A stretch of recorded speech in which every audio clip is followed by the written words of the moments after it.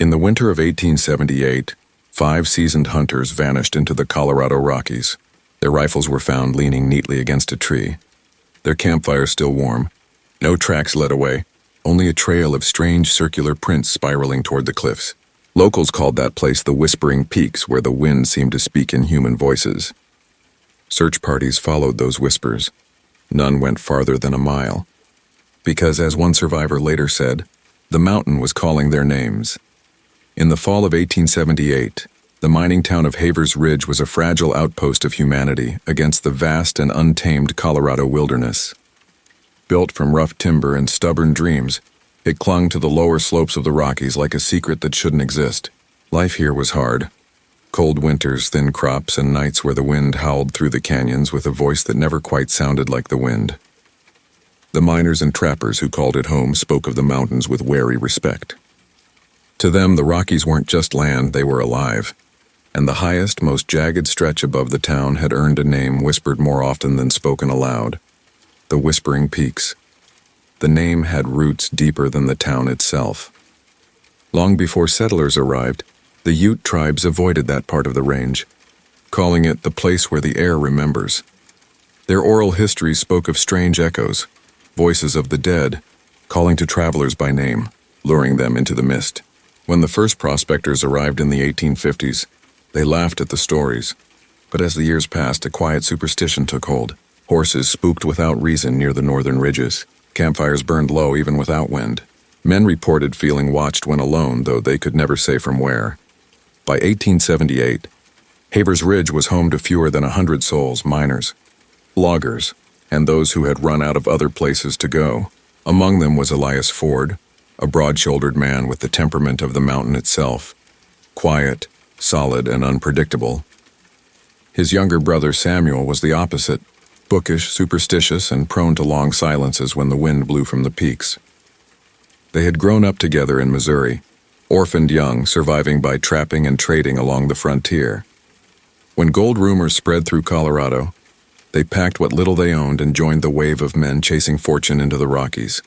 The brothers soon fell in with 3 others: Luther Haynes, a Civil War veteran whose left hand shook whenever he lit a match; Caleb Boone, a wiry gambler who claimed to have once hunted wolves for a bounty in Texas; and Thomas Bell, barely 19, new to the trade and eager to prove himself.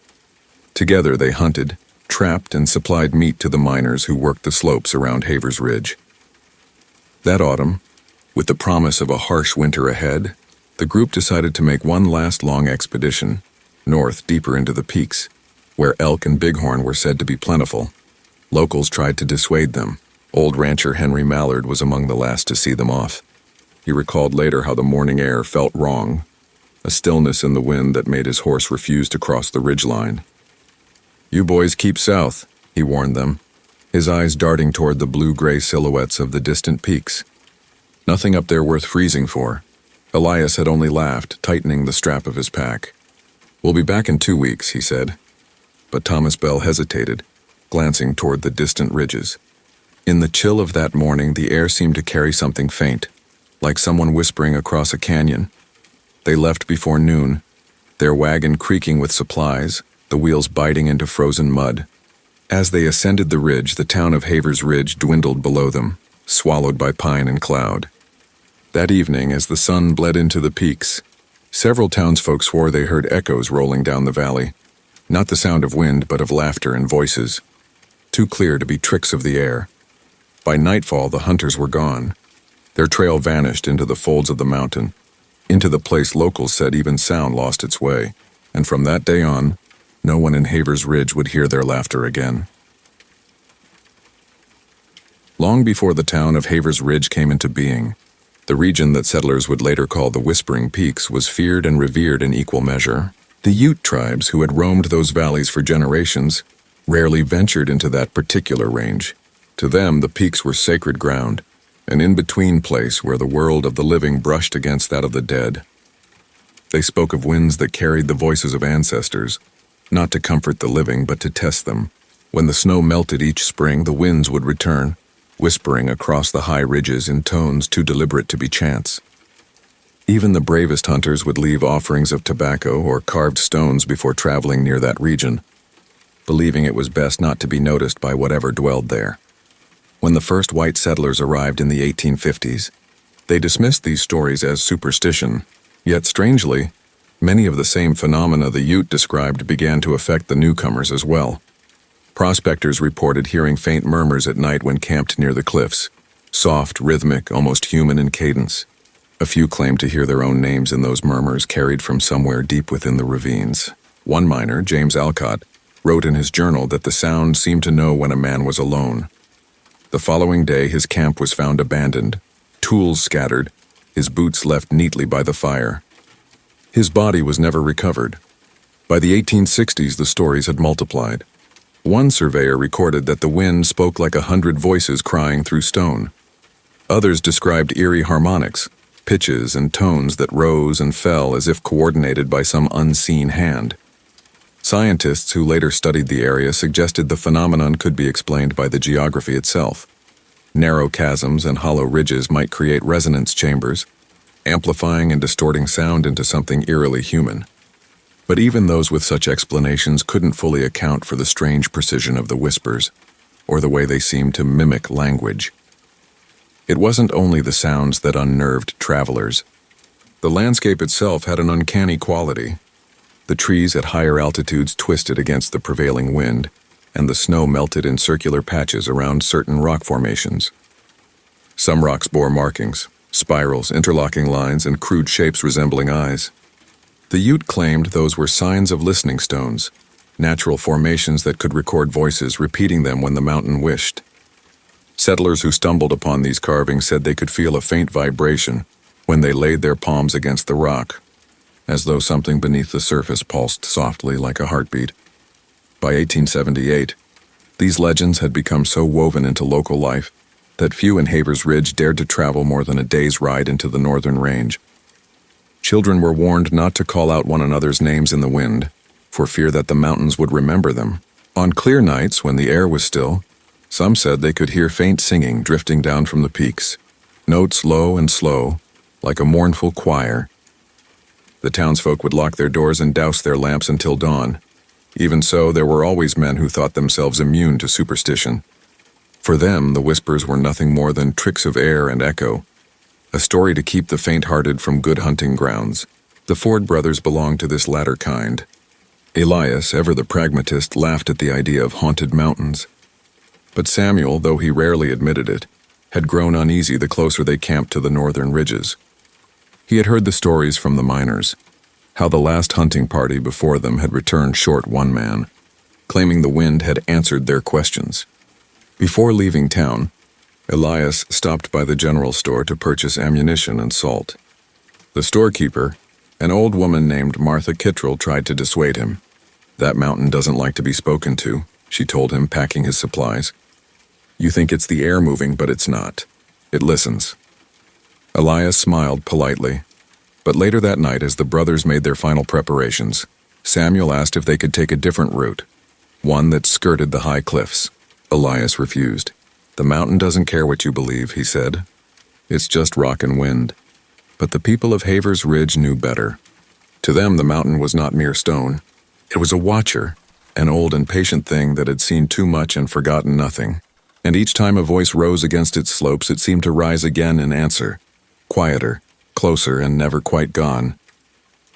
The last confirmed sighting of the hunting party came on the morning of November 3rd, 1878.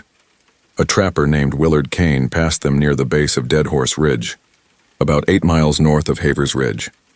He later testified that the men were in good spirits, laughing as they secured their packs and checked their rifles. Elias Ford had waved to him, shouting that they'd be back before the snow shuts the valley's mouth. Kane watched them disappear into the timberline, 5 figures swallowed by the mountain's pale mist. He didn't know he'd be the last person to ever see them alive. For the first week, no one in town thought much of it. The Fords were reliable, and it wasn't unusual for a hunting party to stay out longer if the game was plentiful. But when the second week passed without word, concern began to grow. By the third, the weather had turned bitter, and the mountain was shrouded in fog and frost. On the 23rd day, a small search party led by Sheriff Abel Morton and 2 miners set out to find them. What they discovered has since become one of Colorado's most haunting mysteries. The group followed the hunters' initial trail easily, boot tracks, sled marks, the remnants of old fires. But as they ascended deeper into the peaks, the tracks became erratic, almost circular, as if the men had begun moving in loops. Then at the base of a steep incline near a cluster of twisted pines, they found the camp. It appeared as though the hunters had been there only hours before. The fire still smoldered faintly, a column of smoke twisting upward in the cold air. The 5 rifles stood neatly propped against a pine tree, each cleaned and unloaded. Cooking tins lay arranged beside a stone hearth, their contents half frozen. Packs were still tied, food unspoiled. Everything about the camp suggested order, too much order. It was as if the men had quietly stood up from their seats and walked away together, leaving the scene untouched. And yet, there were signs something was wrong. Samuel Ford's journal lay open on a crate, the final line scrawled in haste. It came back last night. Closer. Beneath those words, a faint streak of charcoal extended off the page, as though the pencil had been yanked mid-stroke. Nearby, Sheriff Morton noticed a ring of odd impressions in the snow, perfectly round, spaced evenly apart, leading away from the camp in a slow, spiraling pattern toward the cliffs above. They weren't boot prints. They weren't animal tracks either. The search party followed them only a short distance before the marks abruptly stopped, the snow beyond untouched. One of the miners, trembling, claimed to hear faint voices on the wind, whispers that rose and fell like breathing. The others dismissed it as nerves, but when they returned to camp, the fire had gone completely out, though no one had touched it. Further inspection of the area revealed small details that only deepened the unease. Thomas Bell's hunting knife was embedded in a tree trunk about 10 feet from the tents. Nearby, a strip of torn cloth, possibly from a sleeve, hung frozen to a branch. The horses, still tethered, were missing their saddles, but not their reins. One had collapsed in the snow, its eyes wide open and white with frost. Sheriff Morton made the decision to turn back before dusk. He later told townsfolk that as the sun began to fall, the wind changed direction and carried something faint yet distinct through the trees. What sounded like a man's voice calling for help, echoing again and again from somewhere high above. The men shouted in reply, but the voice did not answer. It only repeated the same desperate word over and over, until it faded into silence. When the search party returned to Havers Ridge 2 days later, frostbitten and shaken, they brought with them the journal and a handful of strange sketches Elias Ford had made on scraps of canvas. Spirals, rough human outlines, and a crude drawing of a ridge under a dark shape that might have been a cloud. Or something else entirely. Whatever had happened on that mountain, the sheriff concluded, it had been swift and deliberate. There had been no fight, no panic, only an impossible calm, followed by nothing at all. When the search team returned to the abandoned camp in early spring, after the snow had begun to recede, the mountain revealed fragments of the story it had kept buried for months. Meltwater carved through the drifts, exposing torn bits of canvas, rusted cooking tins, and one of the hunters' bedrolls, half frozen in the ice. The site was eerily preserved, as if frozen in time. But just beyond the camp, in a hollow beneath the cliffs, they found the first piece of real evidence. The bones. They were scattered, pale against the dark earth, gnawed by animals yet strangely polished. Sheriff Morton noted that some of the larger bones were smooth along their edges, as though worn down by friction rather than broken. No skulls were found, but several long bones bore faint circular indentations, deep enough to suggest they had been gripped or held in some unnatural way. Near these remains, they discovered a wooden crate that had once contained ammunition. Inside, wrapped in oilcloth, was a fragment of paper. The writing was faint but legible.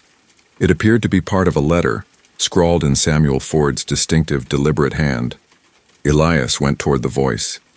He said it sounded like Ma. He wouldn't listen. The light came through the trees again, and Luther's gone too. We can't find the path down. The air's full of whispers, but no one's there. I think it wants names. The men who read it stood in silence, the wind hissing through the hollow as if mocking the words. The letter was sent down to Havers Ridge and shown to the town's minister, Reverend Cooper, who declared it the work of a delirious mind. But the handwriting, the sheriff confirmed, was unmistakably Samuel's. The following day, they searched the surrounding area, tracing the same spiral of impressions that had been found months before. The snow had melted, but faint depressions still marked the ground, shallow, circular pits that seemed too uniform to be natural. When measured, each was roughly the width of a man's arm span apart, and they formed a widening spiral that ended abruptly at the base of a jagged cliff.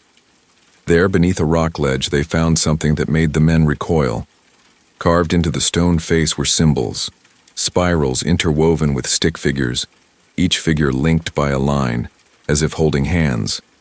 One symbol stood apart, larger, with 5 short slashes beneath it. The edges of the carvings were sharp and fresh, as though made recently, not weathered by time. Reverend Cooper insisted it was the work of superstitious miners or perhaps natives marking territory. But the nearest Ute camps were miles away, and their markings bore no resemblance to these. Among the items recovered from the site was also Elias's hunting bag, waterlogged but intact. Inside was his small sketchbook. The final page contained a rough drawing of the ridge, the spiraling shapes again, and a written note. The light doesn't move like fire, it bends. That night, as the men made camp below the ridge, Mason Keene, the veteran tracker who had accompanied them, reported hearing faint sounds coming from above. At first it was only the rustling of loose stones, but soon it became unmistakable. Voices, several of them, whispering together. He later said the words were too soft to make out, except for one, his own name. At dawn, the camp was silent. Mason's bedroll was empty, his footprints leading only a few paces toward the slope before vanishing entirely. The others left immediately, refusing to stay another night. When they descended back into Havers Ridge, their faces were ashen, their eyes hollow. The sheriff filed his report but omitted mention of the voices, calling the disappearance a tragic accident.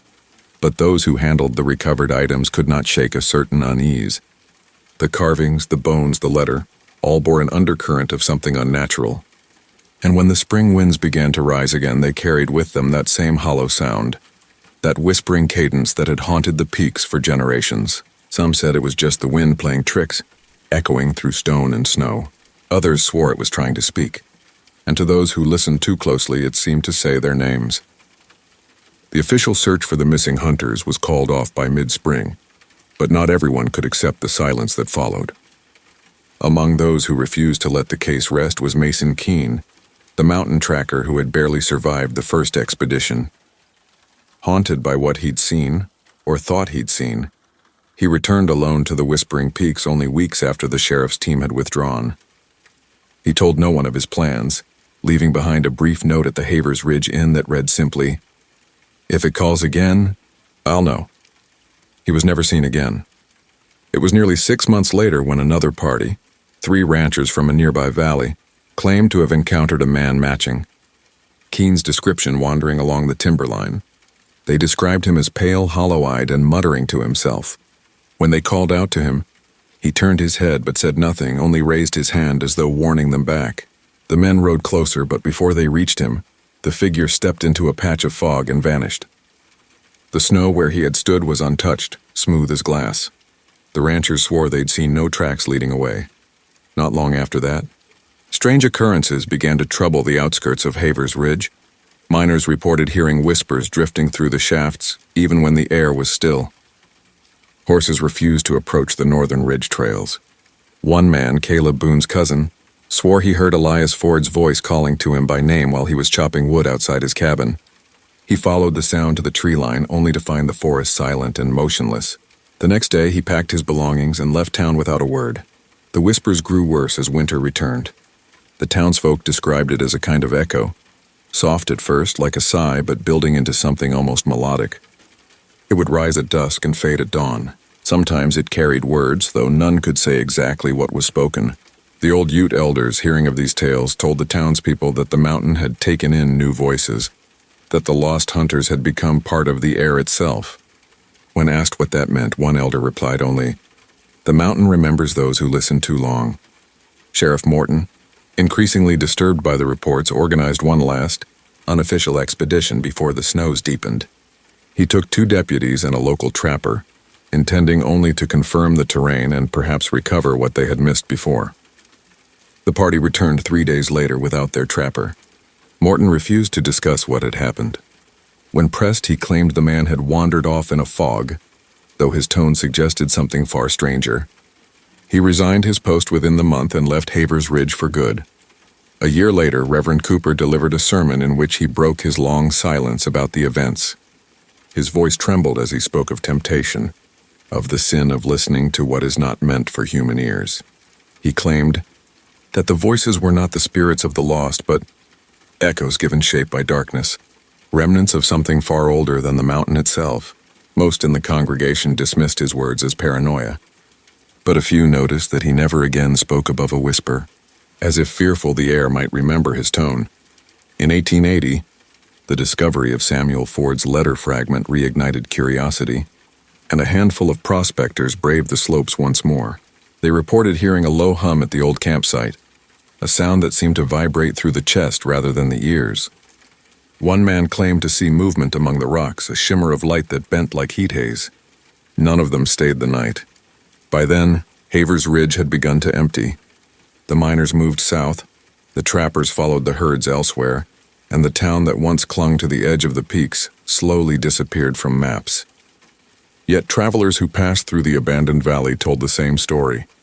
When the wind turned north, it carried voices that spoke in unison, faint, rhythmic, and sorrowful. Some said they could make out the names Elias, Samuel, and Thomas woven among them, the syllables stretched thin by distance. Others insisted it wasn't names at all, but laughter, low, hollow laughter, as though the mountain itself had learned to mimic the men it had taken.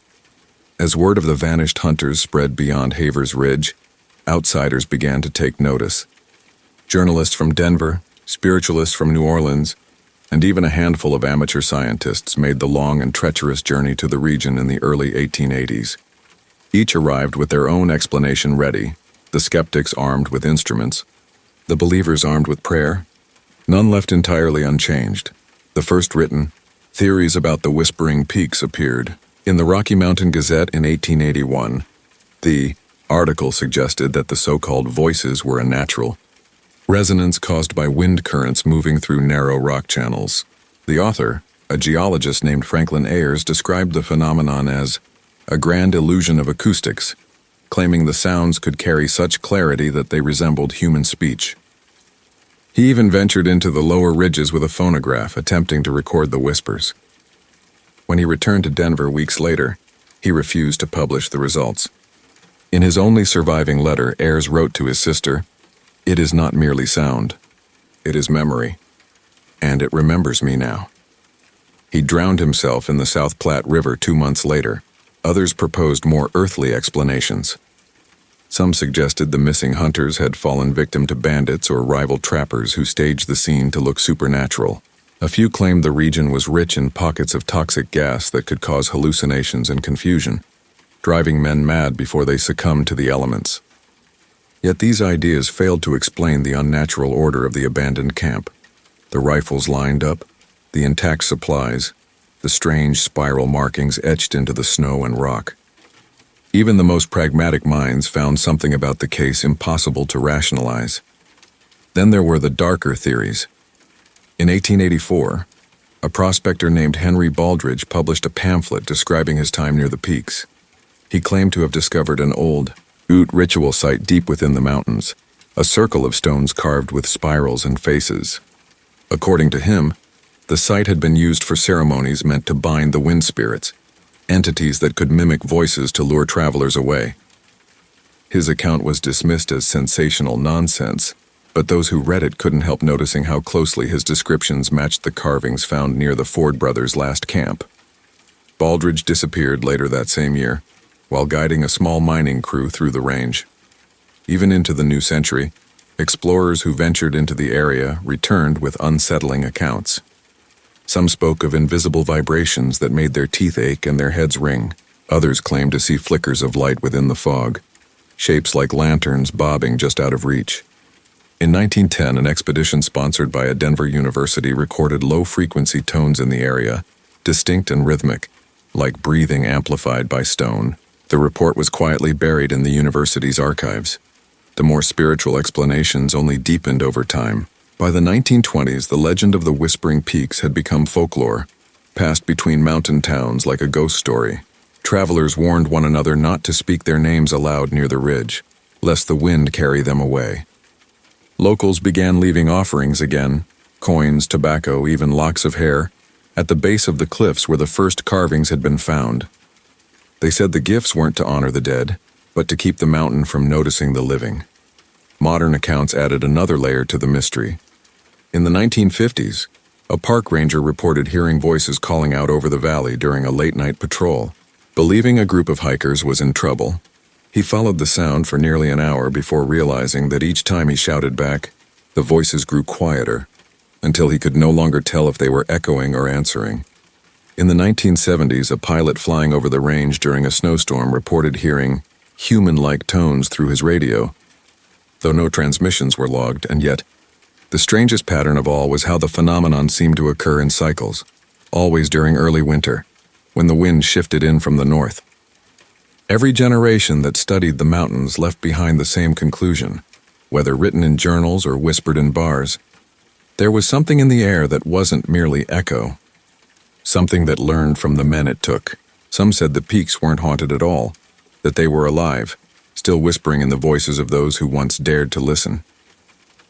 By the time the 20th century settled over Havers Ridge, the legend had grown beyond the borders of Colorado. The story of the Whispering Peaks, its missing hunters, its carved stones, its mournful wind, had become a national curiosity. Tourists came with cameras and notebooks, eager to glimpse the mystery that had silenced generations. What they found instead was a landscape that seemed to breathe unease. Even on bright days, a weight hung in the air, as if the mountain itself remembered every step that trespassed upon it. Locals still refused to camp near the upper slopes. They called that part the listening place. Some swore that at night you could still hear the voices of the Ford brothers calling from the fog, one asking for help, the other calling him deeper into the wind. Hunters who wandered too close reported hearing their own names whispered, perfectly clear as if someone stood just behind them. More than one man returned pale and trembling, unable to explain why his footprints looped back on themselves for miles. In 1963, a group of college students from Boulder decided to spend the winter break exploring the ridge for a documentary project. They never returned. Weeks later, a search party found their camera buried in the snow. The final reel showed the group laughing around a campfire, then the lens shaking violently, as one of them shouted that he heard something, answering back. The audio ended with what sounded like their own voices repeating the same sentence again and again, each time quieter, each time farther away. The reel was seized by local authorities and never released to the public. By the 1980s, the Whispering Peaks were declared a restricted conservation zone after several hikers vanished under unexplained circumstances. Official reports cited environmental hazards, but locals whispered that it was the mountain's way of reclaiming silence. Still, some couldn't resist the call. Paranormal investigators, sound engineers, and thrill seekers hiked in with recorders and thermal cameras. They returned with distorted audio, long stretches of static punctuated by what seemed like breath, faint syllables, or distant weeping. One researcher described it best in his notes. It's not that the wind carries sound. It carries memory. It speaks in the language of those it takes. As decades passed, technology advanced, but the mystery deepened. Drones sent over the peaks lost signal within minutes. Compass readings spun in slow, deliberate circles.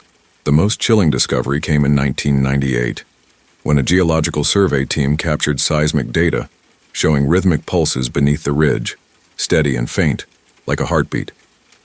The report was buried under environmental archives, labeled as equipment interference. Yet those who examined the raw data noticed that the pulse wasn't random. It matched the exact frequency of a human voice whispering. Today, only a handful of families still live near Havers Ridge. They lock their doors at dusk and refuse to let their children wander past the tree line. The wind, they say, has grown louder over the years, more insistent, more human. Travelers who pass through the region still speak of unease, of radios crackling with voices that vanish when replayed, of shadows that seem to move with purpose. Truckers driving the old mining road have reported hearing singing, low, wordless, and carried by the gusts until it fades into the dark. Every few years, a new expedition is planned. None ever last long. Batteries drain without reason. Tents collapse in perfect silence and maps no longer align with the land. Yet despite every warning, someone always goes back. There's something about the unknown that lures people the same way the mountain lured the Ford brothers all those years ago. They go seeking answers. What they find instead is the same truth the locals already know, that the whispering peaks don't echo your voice. They listen to it. They learn it. And when the time is right, they speak it back in the cold. The wind over Havers Ridge still whispers tonight. Maybe it's the storm, maybe it's something older, listening for another name to call. As you sit there in the quiet, ask yourself, if you heard your own voice echoing from the dark, would you answer it? If stories like this one still haunt you long after the screen fades to black, stay with us. Subscribe and step deeper into the forgotten corners of history, where truth and terror often share the same breath. Tell us in the comments, what do you think happened to those who vanished in the Whispering Peaks? Were they victims of nature, or something that nature itself can't explain? Until next time, keep your light close and your silence closer.